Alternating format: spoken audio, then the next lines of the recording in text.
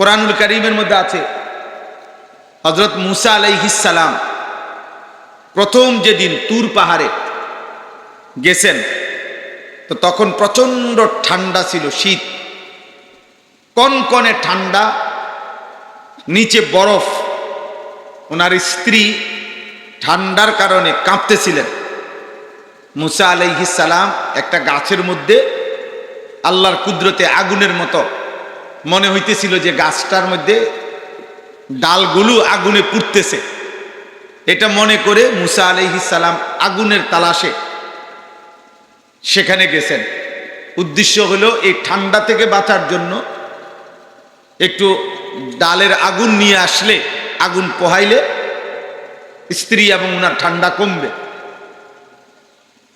তো যখন ওইখানে গেছেন পাহাড়ের ওই চূড়ায়, তখন আল্লাহ তাআলা তার কুদরতে ডাক দিছেন ওনাকে।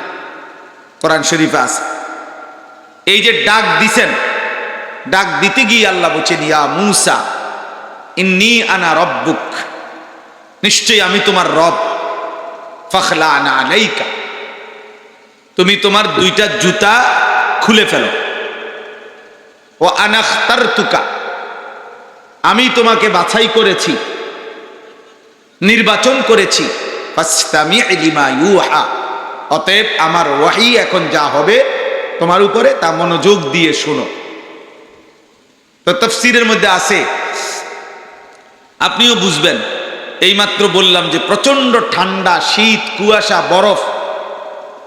তো ওইখানে এই অবস্থায় উনি আসছেন, অথচ এরপরেও আল্লাহ তাআলা বলতেছেন জুতা খোলেন। কি খুলেন? জুতা। বিষয়টা কি? বিষয়টা কি যে মুসা নবীর চাইতে পাহাড় দামি বেশি? আপনাদের মনে হয় কোন পাহাড় নবীর চাইতে দামি হইতে পারে? তো আল্লাহর অন্য কোন সৃষ্টিত মানুষের চাইতে দামি হইতে পারে না, সেখানে নবী। তাহলে নিঃসন্দেহে পাহাড় নবীর চাইতে দামি নয়। তবুও আল্লাহ তাআলা কেন জুতা খুলতে বললেন?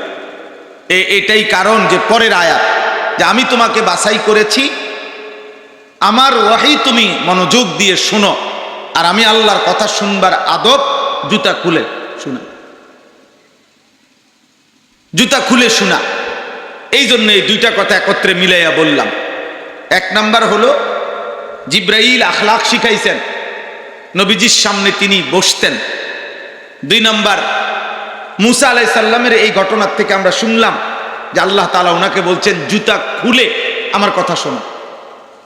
তাহলে বোঝা গেল জুতা খুলে বসে পড়া, আল্লাহর কথা শোনা, রাসূলুল্লাহ সাল্লাল্লাহু আলাইহি সাল্লামের কথা শোনা, এটা আদব, এটা কোরআন সুন্নাহ থেকে সংগ্রহীত কথা। এই জন্য আলহামদুলিল্লাহ দেখবেন আমাদের কওমি মাদ্রাসাগুলোতে যুগ যুগ ধরে আলহামদুলিল্লাহ একেবারে নুরানির ছোট বাচ্চা থেকে শুরু করে দাওরায়ে হাদিসের বড় বাচ্চা, যার বয়স 25 বছর, আবার যার বয়স 6 বছর, আমরা সব বাচ্চাদেরকে সমান জায়গায় জুতা খোলা অবস্থায় বসে এরপরে পড়ায়। এইটা যুগ যুগ ধরে আমাদের কওমি মাদ্রাসার ঐতিহ্য। কেন? ওই যে জুতা খুলে বসে আল্লাহর কথা পড়া, শোনা, শিখা, নবী সাল্লাল্লাহু আলাইহি সাল্লামের কথা শোনা, শিখা, এটা আদব। এইখান থেকে এটা নিলাম।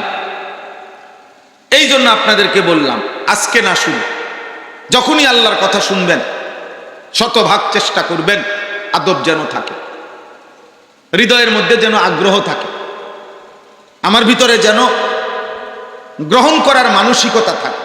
আগের থেকেই আপনি যদি বলেন হুজুররা বলে তো অনেক কিছু, আমরা কি আর সব পারবো, তাহলে তা আগেই বাদ দিয়ে দিলেন না। নিয়ম হলো আপনি আগে গ্রহণ করেন, হৃদয়ে কথাটা নেন, এবার ফিকির করেন, দিমাগ খাটান যে আলেমদের কথা, কোরআন সুন্নাহর কথা আমি কতটুকু পারবো। আমি চেষ্টা করি প্রথমেই ফেলে দিতে নাই, উড়াইয়া দিতে নাই, বরং হৃদয়ে জায়গা দেওয়া। কোরআনুল কারীমের মধ্যে আছে, আল্লাহ তাআলা বলেন ইন্না ফি যালিকা লাযিকরা লিমান কানা লাহু কলবুন আও আলকাস সামআ ওয়া হুয়া শাহীদ, নিশ্চয়ই যে ব্যক্তি তিনটা জিনিস একত্র করে, দিল, কলব, কান এবং চোখ, মানে নিজে উপস্থিত, যে উপস্থিত সে তার চোখকেও হাজির করে, মানে উপস্থিত। তো কান, চোখ, দিল, এই তিন জিনিস একত্র করে যে আমি আল্লাহর কথা, এই কোরআন শুনে, আল্লাহ তাআলা বলেন নিশ্চয়ই তার জন্য এই কোরআনের মধ্যে উপদেশ অবশ্যই রয়েছে, অর্থাৎ সে ফায়দা পাবে। কিন্তু আপনি অমনোযোগী, গাফেল, খামখেয়ালি, এই যে অনেক মানুষ দেখবেন বুট খাইতে খাইতে ওয়াজ শোনে, এদের ফায়দা হয় না। বাদাম খাইতে খাইতে ওয়াজ শোনে, এদের ফায়দা হয় না। মোবাইল টিপতে টিপতে ওয়াজ শুনে, এদের ফায়দা হয় না। অনেক মাঝবয়সী লোক,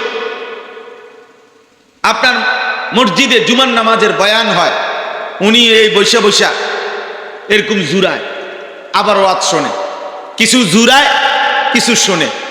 এই বেচারার জীবনও পরিবর্তন হয় না। কি পরিবর্তন হবে? আপনি কি আমল করবেন? আপনার হৃদয়েই তো ঢোকে নাই। আপনি তো অর্ধেক জুরাইছেন, অর্ধেক শুনছেন। খণ্ডিত কথা দ্বারা তো কি হয় না, আমল হয় না। বুঝেন না কথা? আপনি তো অর্ধেক কথা দিয়ে পারবেন না বুঝতে। এই জন্য প্রত্যেকের জন্য এটা জরুরি, আল্লাহর কথা মনোযোগ দিয়ে শোনা। আমি এখানে একটা আয়াত পড়ছি, যে আমি 6টা আয়াত পড়ছি, এর মধ্যে একটা আয়াত আছে, এটা বলবো আমি। এই আয়াতের মধ্যে এই প্রসঙ্গে গুরুত্বপূর্ণ কথা আছে, প্রত্যেকের কাছে এটা জরুরি। 1 নাম্বার, গ্রহণ করার নিয়তে আপনি পারবেন। ইসলাম আমার জন্য, কোরআন আমার জন্য। ভাইয়া মোবাইল নামাও, ওঠো দুজন, বাইরে দুজন, বেটা ফালতু কোথাকার বেটা।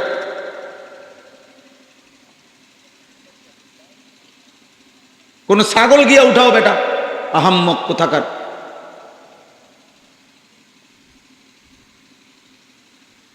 তামাশা মনে করছো না? সাবধান, আমি নতুন পুরাতন বুঝি টুঝি না। গোটা দেশ আমার, খালাস। কোনখান থেকে আসছি, নতুন হুজুর, পুরাতন হুজুর, জি না, এই সদর বদরে আমি নাই।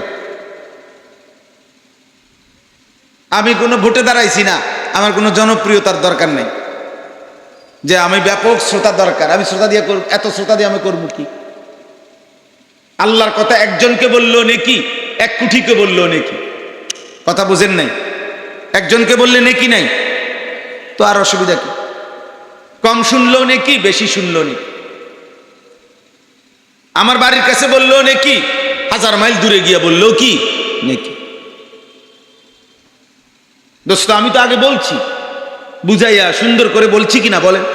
আবার আমি এটা বলে নিছি যে আমি ধমক দেব, আগেই তো কথা ভাঙ্গা লইছি। সাবধান, নিজের ভালো বুঝো। তোমরা যারা কম বয়সী, 14, 16, 18, 20, 25 বছর, একটা জিনিস মনে রাখবা, তোমরা কিশোর নওজোয়ান, তোমাদের সবকিছু সুস্থ, দিল, দিমাগ, মাথা, হাত, পাও, চোখ, নাক, কান, অঙ্গ প্রত্যঙ্গ সব সুস্থ সবল, আলহামদুলিল্লাহ।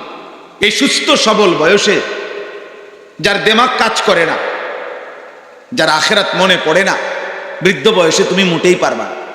তখন তো প্রত্যেক অঙ্গের কোনো না কোনো অঙ্গে দুর্বলতা আছে।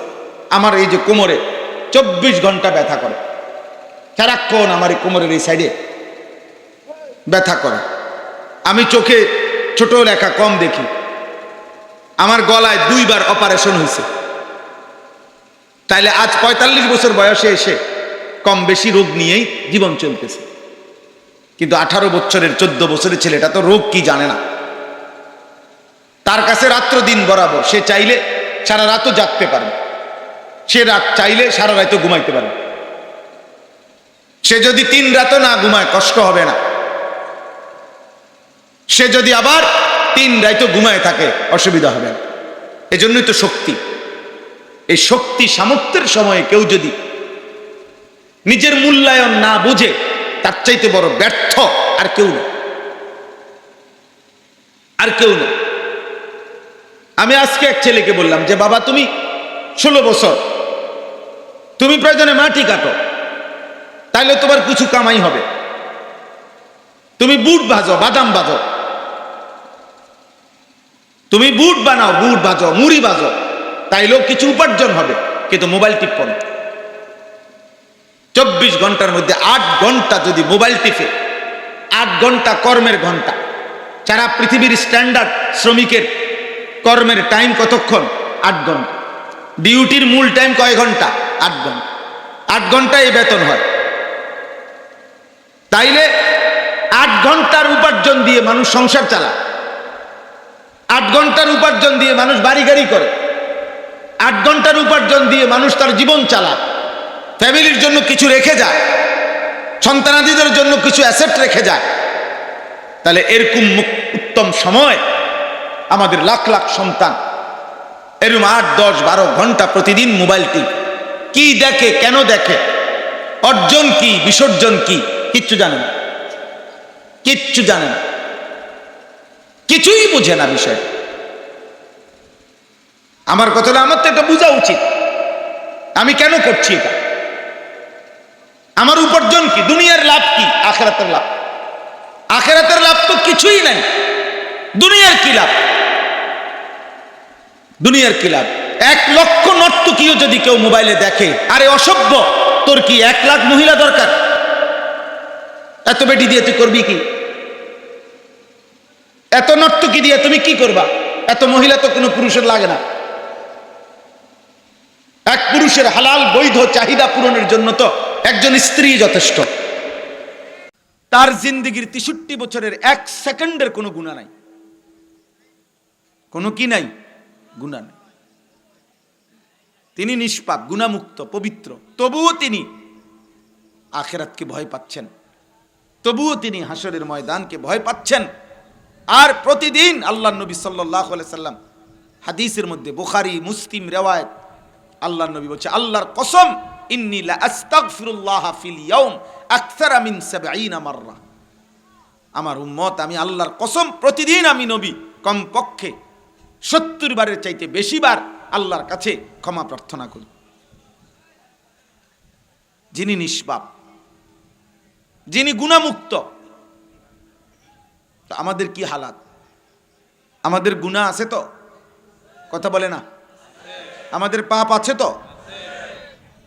তো আমাদের কি পরিমাণ মাফ চাওয়া উচিত আল্লাহর কাছে?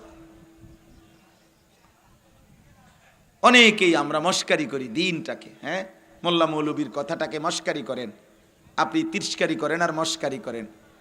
এটাই সত্য যে মৃত্যু আপনাকে থামাই দিবে, হাসেন কিংবা কাঁদেন, মনে পড়ুক আর না পড়ুক, খেয়াল থাকুক বা না থাকুক, বুঝে আসুক আর না বুঝে আসুক, গ্রামের হোক আর শহরের হোক, শিক্ষিত হোক আর মূর্খ হোক, হুজুর হোক আর জেনারেল হোক, এক অনিবার্য চিরন্তন বাস্তবতা, মৃত্যু আমাদেরকে থামাই দিবে। এই সত্যকে আড়াল করার, ভুলে যাওয়ার কোনো সুযোগ নেই। যুবক, তুমি যতই মাতলামি করো, লাফাও ফালাও, অহংকার করো, বড়াই করো, যত অসভ্যতার নোংরামি করো, এই বাস্তবতা যে মৃত্যু এসে তোমারে থামাই দিবে। আওয়ালাম ইয়ালাম আন্নাল্লাহা কাদ আহলাকা মিন ক্বাবলিহি মিনাল কুরুন মান হুয়া আশাদ্দু মিনহু কুওয়াতান ওয়া আকসারু জামআ। আল্লাহ তাআলা বলে, প্রত্যেক জালেম, পাপী, নাফরমানের জানা উচিত যে আমি আল্লাহ তার পূর্বে যুগে যুগে অসংখ্য অগণিত ব্যক্তি, যারা শক্তিতে অনেক বেশি ছিল অথবা সম্পদে অনেক বেশি ছিল, এমন বহু জাতি, গোষ্ঠী, ব্যক্তি, সম্প্রদায় আমি আল্লাহ ধ্বংস করে দিয়েছি। আল্লাহ বলেন, প্রত্যেকের জালেমের জানা উচিত, প্রত্যেক পাপীর জানা উচিত ইতিপূর্বে পাপীর পরিণতি কি হয়েছে। মদখোর বলেন, সুদখোর বলেন, জিনাখোর বলেন, জুয়ারি বলেন, মুশরিক বলেন আর বেঈমান বলেন, ক্ষমতার অহংকারী বলেন আর গরিবের অন্যের উপরে জুলুমকারী বলেন, প্রত্যেক পাপী যদি একবার আমি কিংবা আপনি পিছনের দিকে তাকাই, পিছনের ইতিহাস শুনি যে আমার আগে নেশাখোরের পরিণতি কি হয়েছে, আমার আগে জুয়াখোরের পরিণতি কি হয়েছে, আমার আগে সুদখোরের পরিণতি কি হয়েছে, আমার আগে চরিত্রহীন জিনাকার ব্যভিচারীর পরিণতি কি হয়েছে, আমার আগে জমিনে অহংকারী মানুষের উপরে জুলুমকারীর পরিণতি কি হয়েছে, খোদার কসম প্রতিবারই এটাই রিপোর্ট আসবে, প্রত্যেক প্রত্যেক যুগের প্রত্যেক জালেমের শেষ পর্যন্ত নির্মম নিকৃষ্ট লজ্জাজনক পরিণতি পতন হয়েছে। এটাই সত্য, এটাই সত্য, এটাই বাস্তবতা। এই পৃথিবীতে 5ই আগস্ট একমাত্র ঘটনা না, এর আগেরও এরকম বহু তারিখ আছে যে তারিখগুলোতে হাজারো জালেম ধ্বংস হয়েছে। হাজারো জালেম কি হয়েছে? ধ্বংস হয়েছে। দোস্ত আমার, বন্ধু আমার, কোনোভাবে একজন একজনকে বলি, প্রিয় ভাই আমার, বাবা, চাচা, দাদা, ছেলেরা, পর্দার আড়ালের মা বোন, সবার জন্য বলা কথা, কেউ কোনোভাবে এই সামান্যটুকু দুনিয়া, আমি কিংবা আপনি, কোনোভাবে মাতবরি করেন না। কোন মাতবর, কোন অহংকারী, কোন বেয়াদব পৃথিবীতে ইজ্জতের সাথে থাকে না। ব্যক্তি কিংবা গোষ্ঠী, দল কিংবা সম্প্রদায়, কেউ না, কেউ না, কেউ না। এটাই সত্য। আল্লাহ তাআলা কোরআনুল কারীমের মধ্যে বলছেন, ওয়ালা নুযীকান্নাহুম মিনাল আযাবিল আদনা দুনাল আযাবিল আকবার। বহু জালেম নাফরমানকে আমি চূড়ান্ত আযাব, জাহান্নামের আযাব দেওয়ার আগেই দুনিয়াতে আমি সামান্য আযাব দিয়ে থাকি। একটা যৌক্তিক কথা মনে রাখতে হবে, আল্লাহ তাআলা প্রত্যেক জালেম পাপীকে দুনিয়াতে শাস্তি দেবে না, এটা আল্লাহর ওয়াদা। বাকি আল্লাহ তাআলা দুনিয়াতে প্রত্যেক পাপীকে ছেড়েও দিবে না। কখনো কখনো মাঝে মাঝে আল্লাহ বিভিন্ন পাপের পাপীকে বিভিন্ন আঙ্গিকে শাস্তি দেয়। আল্লাহু ইয়ালামু ওয়া আনতুম লা তা'লামুন। আল্লাহ বলে, দুনিয়ার আযাব আমি কেমনে দেই তোমরা জানো না, আমি জানি। সবাইরে থাপ্পড় দিয়ে দিছি এটা না, সবাইরে থাপ্পড় দিছি এটা না, আমি আযাব দেই। সবাইকে আমি আযাব দেই না, আবার সবাইকে ছেড়েও দেই না। এই জন্য দয়া করে এই আপনারা যারা বসছেন, কিশোর ছেলেরা, নওজোয়ানরা, বয়স্ক বাবারা, আমার শুরুর কথা এটা, আল্লাহর কথা। প্রতিদিন শুক্রবারে জুমার বয়ান, নিজ নিজ মহল্লার হুজুরদের আলোচনা মনোযোগ দিয়ে শুনবেন। শুধু নির্দিষ্ট কোনো বক্তা, এটা কোনো জরুরি কোনো কথা না, এটা কোনো বিষয় না। আমার আখিরাত দরকার, আমার ফিকির দরকার, আমার হৃদয়ের অনুভূতি আসছে কিনা, আমার আল্লাহর ভয় হলো কিনা হৃদয়ে, আমার পরকালের কথা মনে পড়ে কিনা, এটা হলো বড় বিষয়। কোনো মানুষের জীবনে, দুনিয়ার হায়াতে আল্লাহর পক্ষ থেকে কোনো মানুষের উপরে সবচেয়ে বড় গজব শাস্তি কি? দুনিয়াতে কোরআনুল কারীমের মধ্যে আছে, দুনিয়াতে সবচেয়ে বড় শাস্তি হলো আল্লাহ তাআলা তার যেই বান্দাকে আখিরাত ভুলায় দিয়েছেন, খোদার কসম, এটা হলো ওই বান্দার উপরে সবচেয়ে বড় শাস্তি। কোন মানুষের উপর ভাত খাইতে দেয় না, বাড়িঘর করতে পারে নাই, অভাব, এগুলো কোনো শাস্তি না, এগুলো সাধারণ বিষয়। ভাত, মাছ, চাল, ডাল, পেশাব পায়খানা, দুনিয়ার চাহিদা পূরণ হইলে আপনি ভালো, নাই তো আল্লাহ আপনার উপরে মুসিবত দিয়েছে। না না, দুনিয়ার চাহিদা কুত্তারও পূরণ হয়, কুত্তারও পূরণ হয়। কুত্তাও খায়, ঘুমায়, পেশাব পায়খানা করে, কুত্তারও যৌন চাহিদা পূরণ হয়। নাহলে কুকুরের বাচ্চা হয় কেমনে, শুকরের বাচ্চা হয় কেমনে, ছাগলের বাচ্চা হয় কেমনে? লজ্জাস্থানের চাহিদা যদি পূরণ না হতো, বলেন না, এটা আহামরি কিছু না রে আব্বা। আল্লাহ বলছেন, ওয়ালা তাকুনু কাল্লাযীনা নাসুল্লাহা ফাআনসাহুম আনফুসাহুম, আয় আখিরাতাহুম। তাফসীরে আছে, আল্লাহ বলেন, হে ঈমানদার বান্দা, তুমি আমাকে, আমি আল্লাহকে এই পরিমাণ ভুলে যেও না। তুমি যদি আমাকে অনেক দিন ভুলে থাকো, একদিন আমি তোমাকে তোমার আত্মপরিচয় ভুলাই দেব। আত্মপরিচয় মানে আখিরাত, আমি তোমার আখিরাত ভুলাই দেব। কারণ তোমার মূল পরিচয়, তুমি আখিরাতের যাত্রী। তোমার মূল পরিচয়, তুমি এখানে স্থায়ী না। তোমার মূল পরিচয়, তুমি এখানে থাকবা না, তোমাকে অন্যত্র যাইতে হবে। সেই কথাটা মনে থাকা, আমাকে মরতে হবে, আমাকে কবরে পৌঁছতে হবে, আমাকে আল্লাহ তাআলার সামনে হাসরের ময়দানে মুখোমুখি হইতে হবে, আমার আমল মিজানের পাল্লায় ওজন হবে, আমারে ফুলসিরাত পার হইতে হবে, আমারে কিংবা জান্নাত জাহান্নাম একটা যাইতে হবে, খোদার কসম। এ কথা মনে থাকা, আমার মঞ্জিল, আমার গন্তব্য, এটা আমার মূল পরিচয়, এটা আমার মূল পরিচয়, এটা মানুষের মূল জীবন। আল্লাহ বলেন আমি সেই পরিচয়টা ভুলাই দেব, ভুলাই দেব।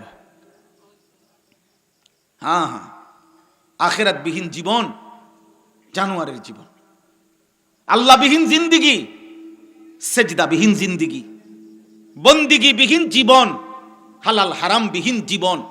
যে জীবনে আল্লাহ নাই, যে জীবনে সেজদা নাই, যে জীবনে আখিরাত নাই, যে জীবনে হালাল হারামের পার্থক্য নাই, খোদার কসম ওই জিন্দিগি কুত্তার জিন্দিগি, কুত্তার কুত্তার জিন্দিগি, কুত্তার কুত্তার জীবন ওইটা।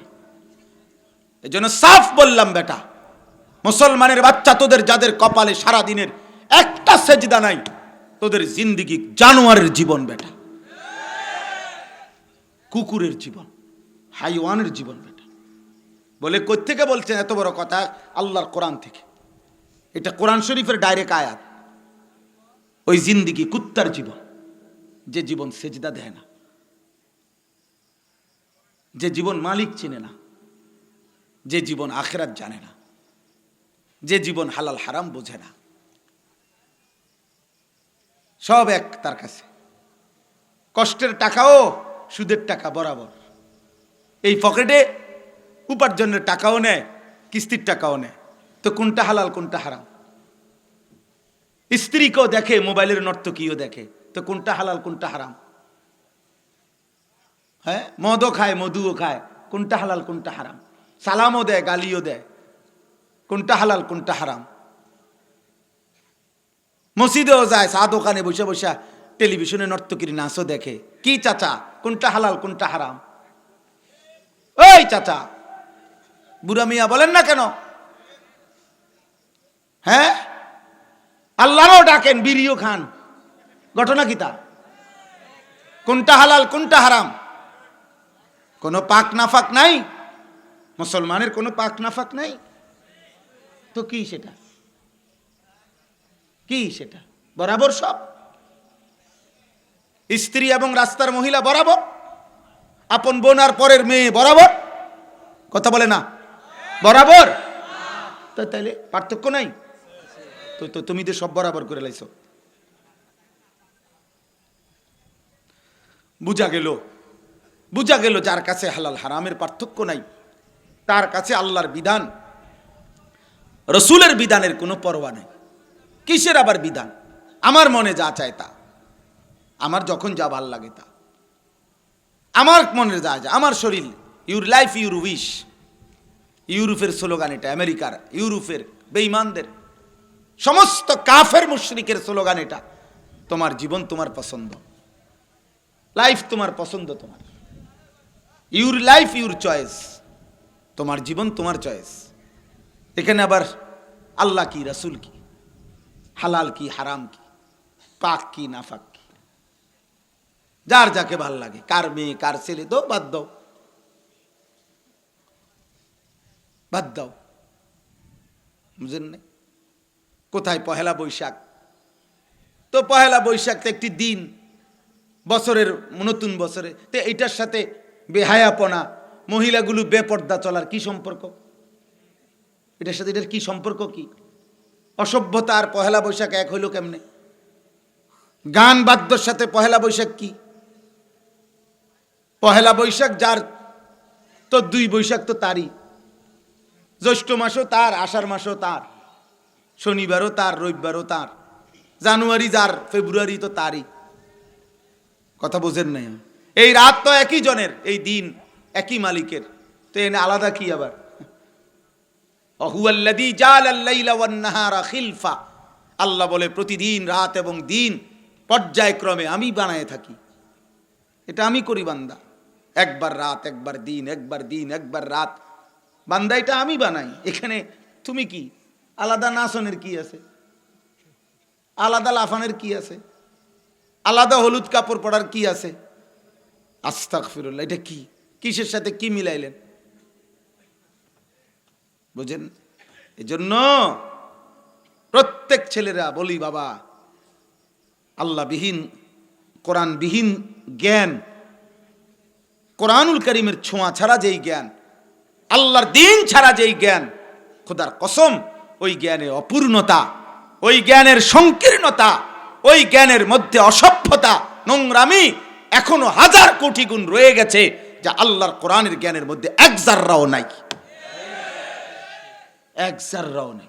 কোন মুমিন তার স্ত্রী, কন্যা, মেয়ে, বিবাহিত হোক অবিবাহিত হোক, কোন মুসলমানের বাচ্চা, কোন ইমানদার মানুষ বাবা হলে, স্বামী হলে, তার স্ত্রী, তার কন্যাকে বেপর্দা, বেহায়া, কিসের এপ্রিল আর কিসের কি, কোনো কিছুর নামেই কোন ইমানদার তার কন্যা, স্ত্রীকে বেপর্দা ছাড়তে পারে না। আমার জন্য শরীয়তের বিধান 14 এপ্রিল যা, 15 এপ্রিল তা, 13 এপ্রিল তা, পয়লা বৈশাখ আমার জন্য আল্লাহর হুকুম যা, 2 বৈশাখও আল্লাহর হুকুম তাই। বেটা আমি ইমানদার, আমার প্রতি রাত আল্লাহর হুকুম, আমার প্রতিদিন আল্লাহর হুকুম।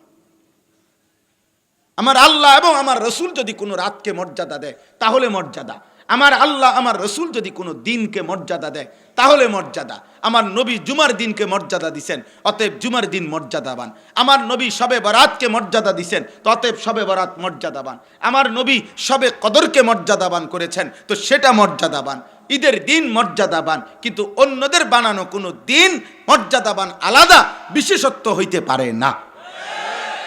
যা যা বলুন, হুজুররা এমনে কয়, হেমনে কয়, হুজুররা এটার বিরুদ্ধে অপপ্রচার করে। আরে বেটা যা, বেটা ক, বেটা যে যাই করে, যত ষড়যন্ত্র করে, প্রত্যেককেই ষড়যন্ত্রের শেষ ফলাফল এটাই, ওই ব্যক্তিকে, ওই ব্যক্তির হায়াত শেষ পর্যন্ত সে পৃথিবীতে থাকবে। আপনি যত ষড়যন্ত্রই করেন, আপনি যত হুমকি ধমকি দেন, যার হায়াত যেদ্দুর উনি এদ্দুর থাকবে এই দুনিয়া। বুঝেন নাই কথাটা? কারো ষড়যন্ত্রে কোনো কেউ আগেও মরে না, পরেও মরে না, নির্ধারিত সময়ে মৃত্যু হয়। দ্বিতীয়ত, যে যাই করুক, কোনো আলেম ওলামাকে জেল দোক, জুলুম দোক, হামলা করুক, মামলা করুক, যাই করুক, যেমনে করুক, শেষ পর্যন্ত মৃত্যুর মাধ্যমে তাকে তার আল্লাহর কাছেই পৌঁছায়, আর আল্লাহ ইনসাফের ফয়সালা করবেন। সমস্যা কি? এক বুড়া মিয়া নবীজিকে জিজ্ঞেস করছি, ইয়া রাসূলুল্লাহ, আমাদেরকে মৃত্যুর পরে কার কাছে যাইতে হবে? কোথায়? বলছে আল্লাহর কাছে। আচ্ছা, তাইলে আর এত টেনশনের কি? ওনারা তো আমি সবসময় ডাকি। আল্লাহর কাছে যাইতে হবে তো তার এত পেরেশানি করার কি আছে? আমি তো 5 ওয়াক্ত নামাজে ওনারেই ডাকি, আমি তো ওনারে খুব চিনি, ওনারে তো আমি সবসময় ডাকি। তাইলে আর আলাদা? আমি তো মনে করছি কই না কই যাইতে হবে, এখন দেখি আল্লাহর কাছে যাইতে হবে। তো এত কোনো সমস্যা নেই, এত টেনশনের কিছু নেই, এ তো আমার মালিকের কাছে আমি যাব। আল্লাহ আমাদেরকে বুঝ দান করেন। প্রিয় ভাই আমার, বন্ধু আমার, দোস্ত আমার, সাথী আমার, নওজোয়ান বয়স্ক বাবা, খামখেয়ালি করবেন না। প্রত্যেকেই আপনি বোঝেন না, চালাকি করেন না, আপনি জানেন, সব বোঝেন। আমরা সাধারণ মানুষ, গ্রামের মানুষ, মূর্খ মানুষ। হুজুর আমরা এত কিছু বুঝি, আপনি মিথ্যা কথা, আপনি সব বোঝেন। আপনি কবর, হাসর, আখেরাত, আজাব, জাহান্নাম আপনি জানেন, আপনি ইচ্ছা করে খামখেয়ালি করছেন। আপনি খামখেয়ালি করছেন, আপনি বোঝেন না কি? আবার গোটা দুনিয়া বোঝেন, গ্রামের মানুষ কোনটা বোঝে না? কিসের মূর্খ? মূর্খ মানে কি? আবার সরুসরিয়া লিখতারেন নেই তো? তো সরুসরিয়া লেখার সাথে আল্লাহর কোরআনের কি সম্পর্ক? কথা বলেন না। কোন ব্যক্তি সরুসরিয়া ABCD জানে না দেখিয়া এবার আল্লাহর কোরআন না জানলেও চলবে? তো তাইলে আপনারাই খামখেয়ালি করবেন, দিন শিখেন, আখেরাত শিখেন। আমি আপনাদের কাছে অনুরোধ করলাম, আলহামদুলিল্লাহ, যেই যুবকরা আয়োজন করেছো ভাই, নওজোয়ান, তোমাদের কাছেও বলি, আব্বা, মুসলমানের সন্তান, প্রদর্শনীর কিছু নাই মাহফিলে।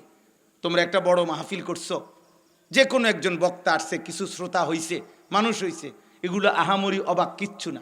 বাংলাদেশে লক্ষ লক্ষ মাহফিল হয়, যেখানে লাখ লাখ মানুষ হয়। তুমি নতুন কিছু দেখাইবার কিছু নাই।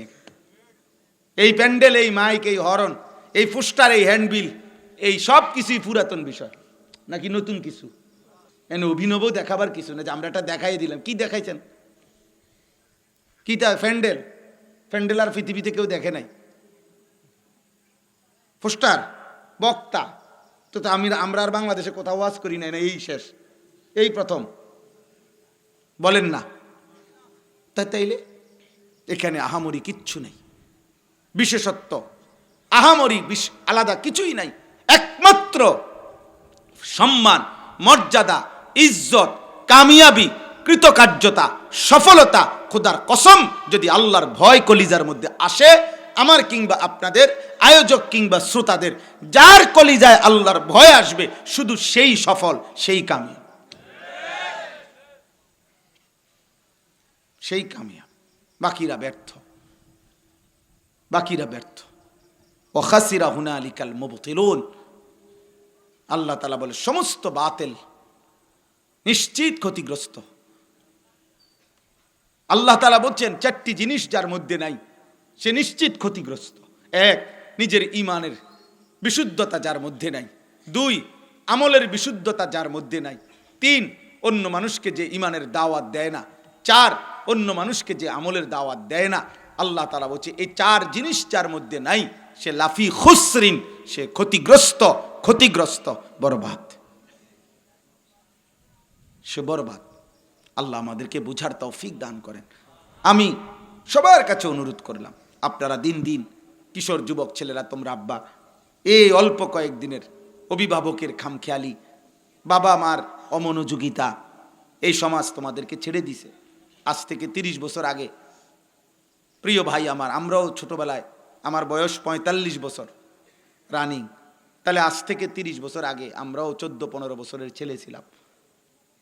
আজ থেকে 35 বছর আগে আমরাও 8-10 বছরের বাচ্চা ছিলাম। আমাদের স্পষ্ট মনে আছে যে আমরা আলহামদুলিল্লাহ আমাদের সমাজগুলোতে এমন মুরব্বীরাও ছিল যারা বাচ্চাদেরকে নামাজের কথা বলতো, সামান্য রকমের এলোমেলো চললে শাসন করত, শুধরাই দিত। আজ বহুত এমন একটা সময় আইসা পৌঁছে গেছি, দুর্ভাগ্য আমাদের, যে আমাদের এই জেনারেশন এখন যাদের বয়স 14, 16, 18, 20, 25 বছর, এমন বহু ছেলের কপালে এমন দুর্ভাগ্য বেচারার কপাল যে 1 বছর 365 দিনে, খোদার একটা বছরে আপন মা বাবা জীবিত, সেই মুসলমানের ঘরে ঘুমায়, কিন্তু 365 দিনে একদিনও মানুষরূপী এই হাইওয়ান ফজরের নামাজ কোনোদিন পড়ে নাই। কিন্তু এমন একটা মা জোটে নাই, বাবা জোটে নাই, এমন একজন অভিভাবক জোটে নাই যে তারে শুধরাই দিবে, মনে করাই দিবে যে আব্বা মুসলমান এত নির্মম কেমনে হয়।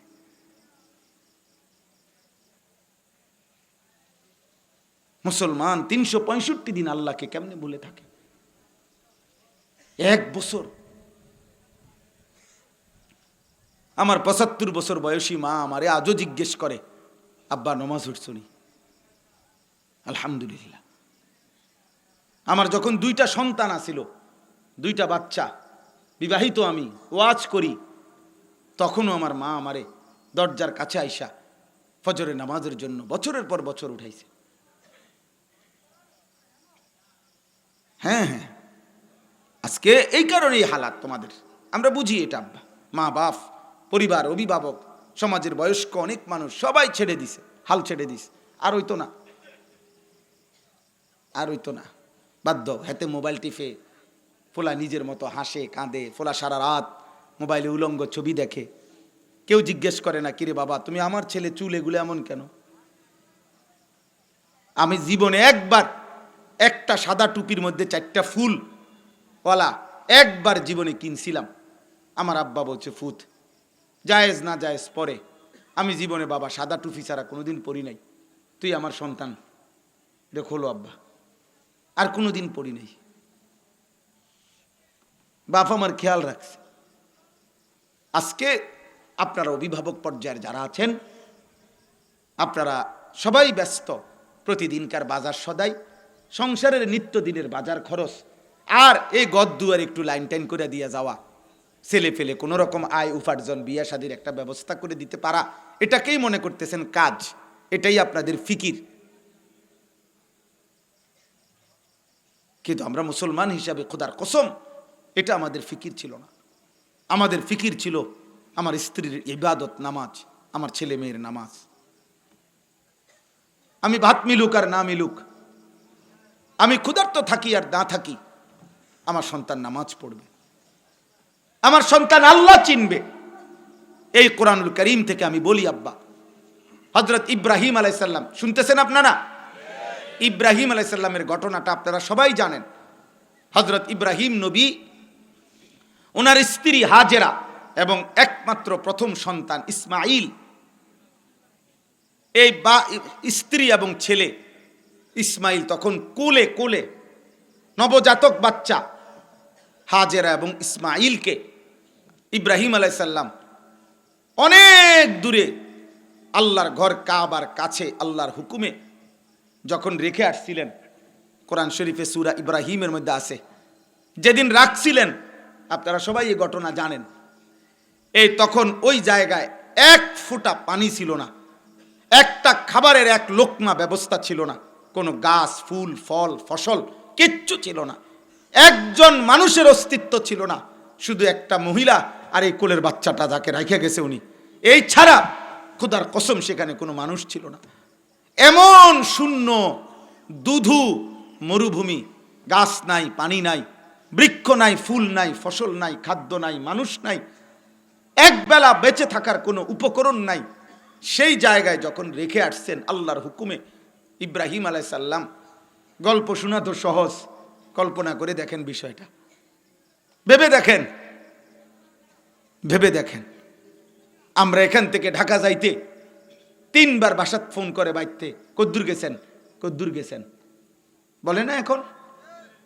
তাহলে ইব্রাহিম আলাইহিস সালাম এক পাশে সরে গিয়ে আল্লাহর কোরআনের আয়াত, ইব্রাহিম আলাইহিস সালাম 2 চোখের পানি ফেলে আল্লাহর কাছে দোয়া করছিলেন।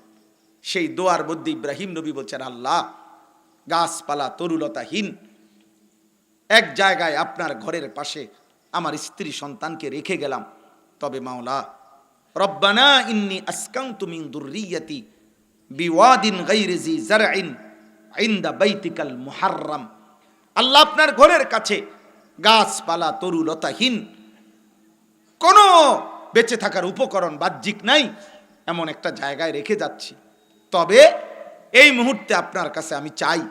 এই যে বাবা কি চায় দেখেন, একটা স্বামী স্ত্রীর জন্য কি চাচ্ছে, একটা বাচ্চার জন্য তার বাবা কি বলতেছে। তখন কোরআন শরীফের আয়াত, ইব্রাহিম নবী বললেন, রব্বানা লিয়ুকিমুস সালাহ, আল্লাহ আমার চাওয়া আপনার কাছে আমার স্ত্রী সন্তান যেন মৃত্যু পর্যন্ত নামাজ আদায় করে।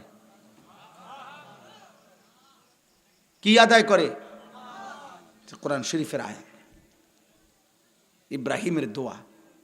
যে মুহূর্তে এক লোকমা খাবারের ব্যবস্থা নেই, এক ঢোক পানির ব্যবস্থা নেই, উনি জানে এটা মালিক যদি হায়াত দেয় এগুলোর ব্যবস্থাও করবে, হায়াত না দিলে এটি থাকিয়ে কি, কথা বোঝেন নাই আপনি?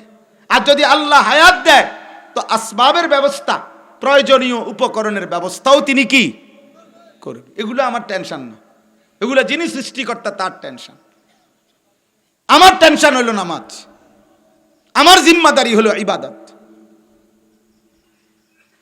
তাইলে বলেন, ইব্রাহিম আলাইহিস সালাম কাবা ঘর বানাইয়া দোয়া করছে, কোরআন শরীফে আছে, অমিন যুররিয়াতিনা উম্মাতাম মুসলিমাতাল লাক, আল্লাহ আপনার ঘর বানাইয়া আমি চাই কিয়ামত পর্যন্ত আমার সন্তান ইসমাইলের বংশধারায়, আমার বংশে এমন একটা দল, এমন একটা সম্প্রদায় যেন থাকে যারা মুসলমান, এরকম আমার বংশধারা যেন কিয়ামত পর্যন্ত থাকে। এমন যেন না হয় 200 বছর পরে, 300 বছর পরে আমার বংশে আর কেউ ইমানদার নাই, আর কেউ আল্লাহ চিনে না। এই পৃথিবীতে হাজারো লক্ষ ফ্যামিলি এমন আছে যাদের পূর্বপুরুষ দিনদার ছিল, এ বেটার দাদা ভালো মানুষ ছিল, তার দাদার বাপ নামাজি ছিল, মসজিদের মুয়াজ্জিন ছিল, কোন আলেমে দ্বীন ছিল, হতে পারে 70 বছর পরে আইসা ফ্যামিলির এখন আর একজনও নামাজ কি জিনিস, সেজদা কি জিনিস চেনে না। আমি দেখছি এরকম, আমার চোখে দেখছি, আমার চোখে দেখছি। ইব্রাহিম আলাইহিস সালাম বলছে, আল্লাহ এমন যেন আমার বংশধর না হয়। কি দোয়া করছেন? বংশধরের জন্য, সন্তানের জন্য। ইব্রাহিম আলাইহিস সালাম দোয়া করছেন, আয় আল্লাহ ওয়াজনুবনি ওয়া বানিয়া আন না'বুদাল আসনাম, আমাকে এবং আমার বংশধরকে কিয়ামত পর্যন্ত মূর্তি পূজা থেকে হেফাজত করেন। সন্তানের জন্য দোয়া করছে, শিরিক মুক্ত ঈমান চাইছেন। ইব্রাহিম আলাইহিস সালাম দোয়া করছেন, রব্বি জাআলনি মুকিমাস সালাহ ওয়া মিন যুররিয়াতি, কোরআনের আয়াত। আল্লাহ আমাকে পূর্ণ নামাজি বানান, আমার বংশধরগণকেও পূর্ণ নামাজি বানান। কোরআনুল কারীমে আল্লাহ বলছে ওয়া'মুর আহলাকা বিস-সালাহ, আপনি আপনার পরিবারের সদস্যদেরকে নামাজের আদেশ করুন, ওয়াসতাবির আলাইহা, এবং নিজেও নামাজের উপরে মজবুত থাকুন। লা নাসআলুকা রিজকা, সুবহানাল্লাহ। আল্লাহ বলে বান্দা শুনো, বাপ কিংবা ফুত, মা কিংবা মেয়ে, তোমাদের কারো রিজিকের জন্য তোমাদের কেউ আমাকে সাহায্য করতে হবে না, সহযোগিতা করতে হবে না। নাহনু নারযুকুক, বাবা ছেলে মা মেয়ে পরিবারের সবাইকে আমি আল্লাহ একাই রিজিক দেব। আমি দেখব বিষয়টা, আমি দেখব বান্দা, তুমি সেজদার ফিকির করো, আমি না, আমি রিজিকের ফিকির করব। কোরআনুল কারীমের মধ্যে আল্লাহ তাআলা সান্ত্বনা দিতে গিয়ে 2 বার বলছে, আজীব একটা আয়াত আছে। আল্লাহ বলছে, হে অভিভাবক, নাহনু নারযুকুকুম ওয়া ইয়্যাহুম, আমি তোমাদেরকেও রিজিক দেব বাবা মা, তোমাদের সন্তানদেরকেও রিজিক দেব। আরেক আয়াতে উল্টাইয়া বলছে, নাহনু নারযুকুহুম ওয়া ইয়্যাকুম, আমি আল্লাহ আগে বলছে আমি আল্লাহ তোমাকে সন্তানদেরকেও রিজিক দেব, তোমাদেরকেও রিজিক দেব। দুনোভাবে কথাটা বলছে। অর্থাৎ একবার যদি বলে বাপ, যদি বলে ফুত, তোরে যদি সব দিয়ালাই আমি খামু কইতে, আল্লাহ বলে না, আমি তোমারও খাওয়াম। আবার যদি বাপ বলে আমি পাইলে পাইলাম, না খাইলে খাইলাম, আমার ফুতে যেন কষ্ট না পায়, আল্লাহ বলে তোমারে ওয়াদা দিলাম তোমার ফুতেরও খাওয়াম।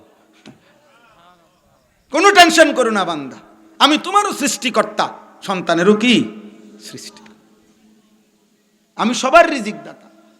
তাহলে আমাদের জিম্মাদারি হচ্ছে আমাদের স্ত্রী সন্তানের ইবাদত, আমাদের স্ত্রী সন্তানের নামাজ, আমাদের জিন্দিগি।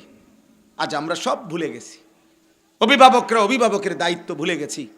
কিশোর নওজোয়ান ভাই, তোমরা একটা ছোট্ট মোবাইল পাইয়া এই কয়টা নারী ছবি, অশ্লীল দৃশ্য, বেঈমান মুশরিকদের প্রচারণা, ফেসবুক আর ইউটিউব দেখতে দেখতে এমন সুন্দর আখলাক, চরিত্র, জিন্দিগি এই রাত দিন তোমরা শেষ করে দিচ্ছ। আহা, হায় হায় হায় হায়। আজকে এক অভিভাবক কাঁদতেছে, কয় যে হুজুর আর মাত্র 2 পারা কোরআন শরীফ পড়া বাকি ছেলেটার। কাইদা বলতেছে আর মাত্র 2 পারা, কিন্তু এই পরিমাণ মোবাইল আসক্ত হয়ে গেছে, এখন আর সে পড়বে না।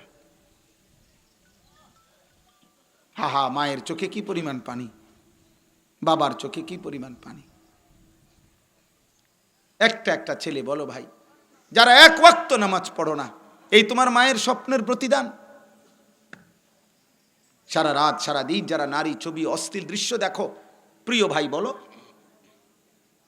মায়ের 2 বছর যে দুধ পান করাইছে, বুকের দুধ, সে মায়ের বদলা দিলা এটা এই নর্তকী দেখে? 9 মাসের গর্ভের বদলা দিলা এটা? এই ছিল মায়ের স্বপ্ন? কল্পনা করেন, কোন মা তার কোলের বাচ্চাটাকে নিয়ে এই স্বপ্ন ছিল যে আমার ছেলেটা 14 বছর 16 বছরে মোবাইল দেখবে, নর্তকী দেখবে, উলঙ্গ ছবি দেখবে, জেনা ব্যভিচারের দৃশ্য দেখবে, আল্লাহকে একটা সেজদাও দিবে না, 365 দিনে খোদার 1 বছরে কোনো দিন ফজরের নামাজ পড়বে না। এই ছিল বাবার স্বপ্ন? কথা বলে না, এই ছিল মায়ের স্বপ্ন? এই জন্য কারো যদি দিল লাগে, একজনেরও যদি অনুভূতি জাগে, তাহলে এটা মনে রাখতে হবে, আমরা কিন্তু আমাদের সামনের চলার পথ কবর, আমরা কিন্তু ঠেকাইতে পারবো না, এটা থামানোর সুযোগ নাই বাপ। মৃত্যু আসবেই, কবর আসবেই, আযাব আসবেই।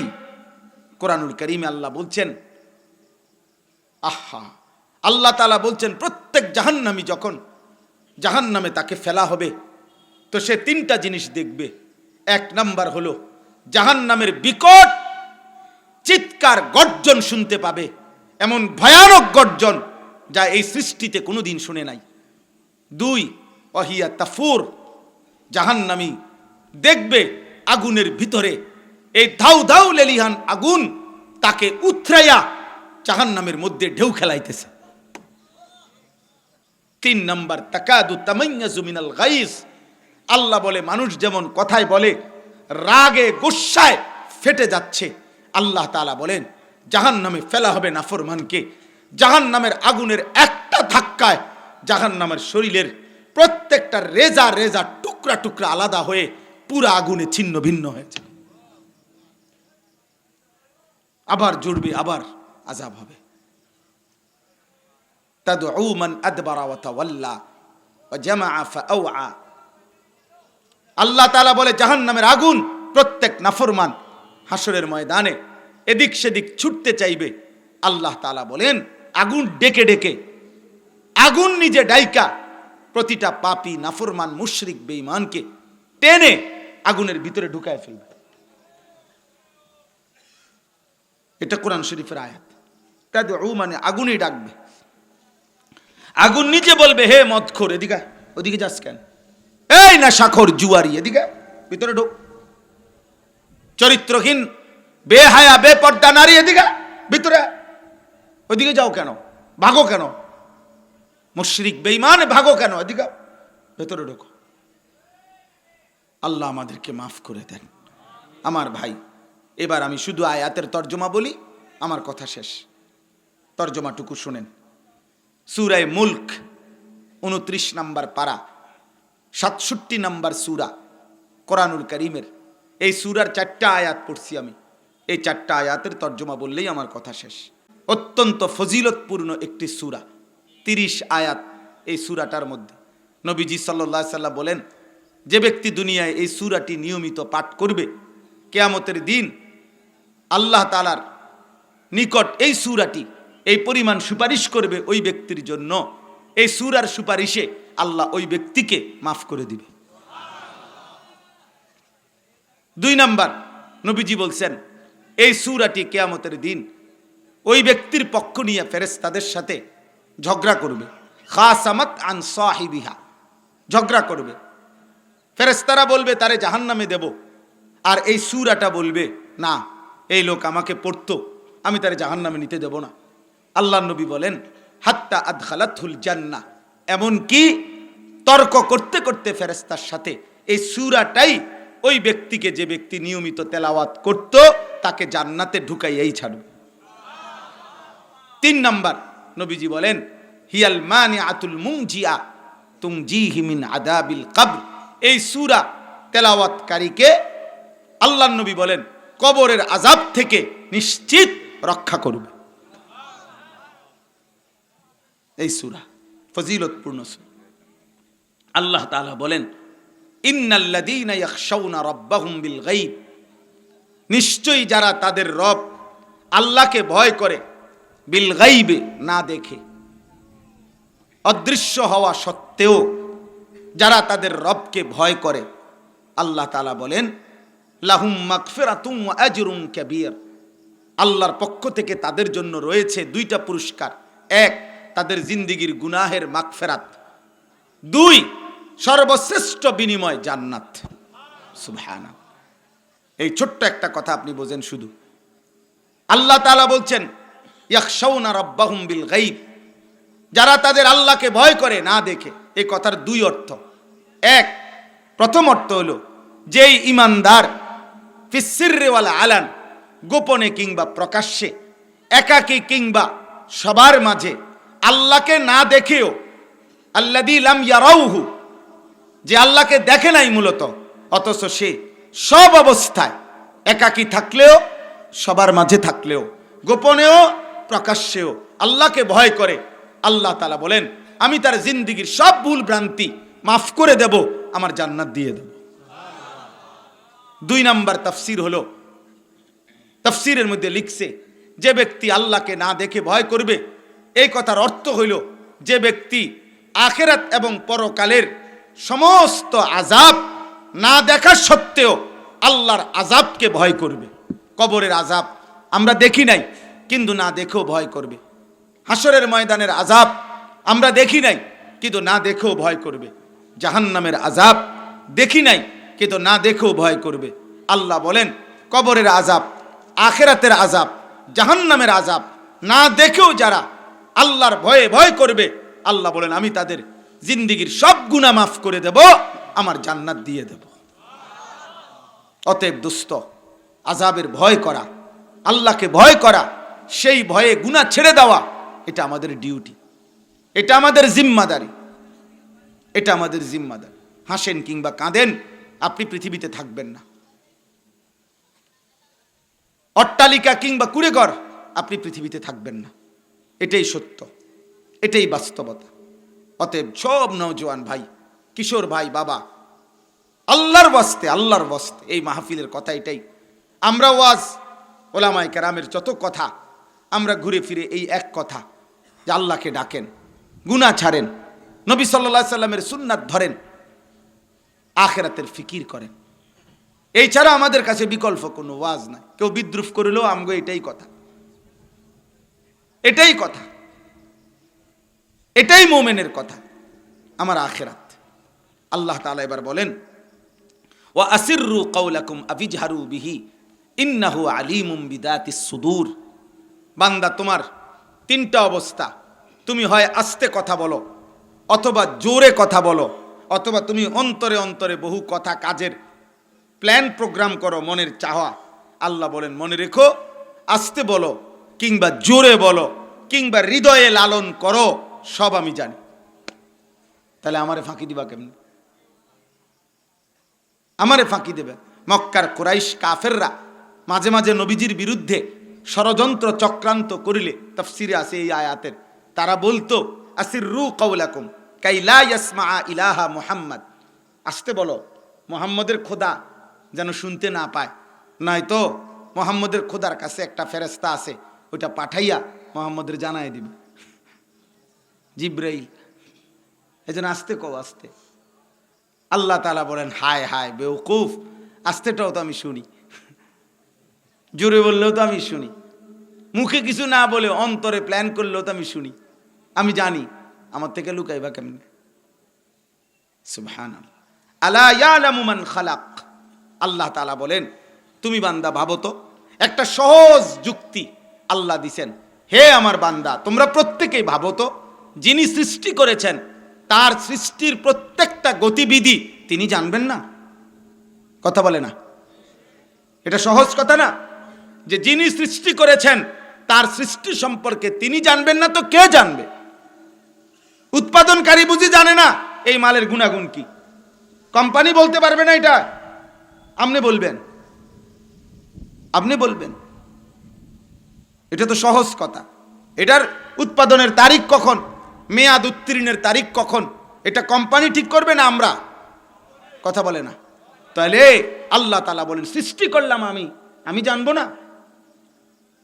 আমার সৃষ্টি কখন কি করে আমি জানবো না? ওয়াহুয়াল লতীফুল খবীর। আল্লাহ তাআলা বলেন, শুধু জানি এটা না, বরং সৃষ্টির সূক্ষ্ম থেকে সূক্ষ্ম একেবারে জাররা।